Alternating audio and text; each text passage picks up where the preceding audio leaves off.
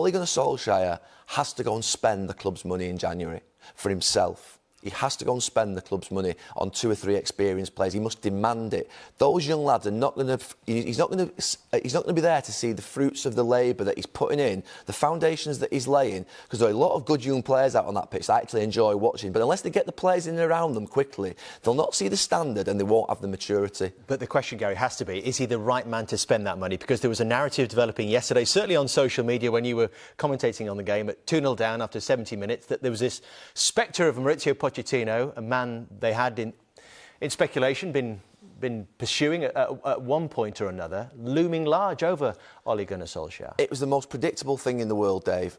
Mauricio Pochettino gets sacked earlier on in the week. I personally, 2.5 years ago, when Louis van Gaal got sacked at Manchester United, said I thought Mauricio Pochettino should be appointed before Jose Mourinho. So I can't sit here now and say that I don't think he would be the right person for a football club.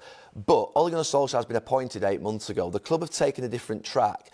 I like a lot of those young players on that pitch, but Ole's going to have to be selfish.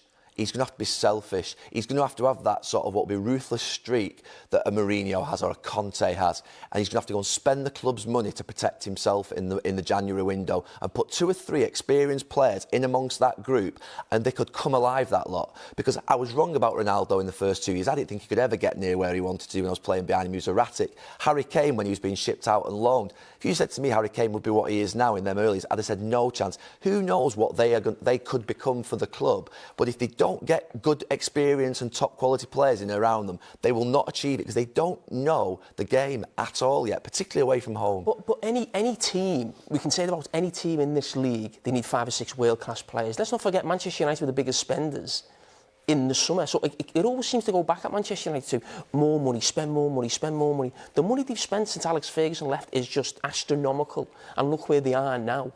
Now, in terms of Ole Gunnar Solskjaer, the top 6 teams in this country now all believe they should be challenging for the league. There's always going to be 2 or 3 who were criticising, who aren't doing what they should be doing. Are they getting into the top 4? Arsenal and Tottenham are going to come to him in part 2. Manchester United's the other one. And in terms of Ole, there's no doubt Pochettino, I think, was the one that they originally wanted. And Solskjaer did that well. It forced Manchester United to give him the job. And I agree, he should be allowed in January to get what he needs and look after himself. I get that. But I think at the top of Manchester United, I don't think they will be doing this right now. But certainly when they get to Christmas or into January, if this continues, this is Manchester United won 1 game in 11 away from home in the Premier League since March.